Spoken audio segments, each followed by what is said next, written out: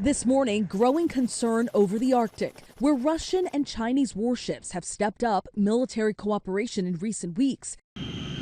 And bombers from both countries seen patrolling the skies near Alaska in July for the first time. The resource-rich Arctic now a new point of tension as the U.S., China, and Russia see new opportunities. In a region where rising temperatures have caused the polar ice sheet to recede, there are now sea lanes and shipping routes opening up.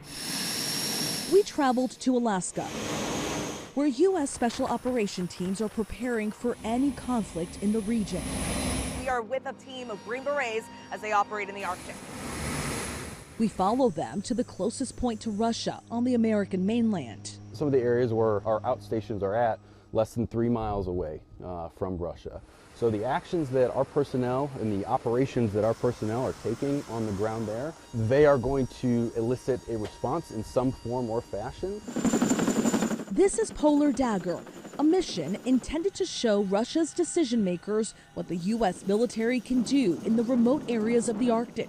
Just being in this location, rapidly deploying, rapidly force projecting, is going to cause a reaction that then we can look at for future operations.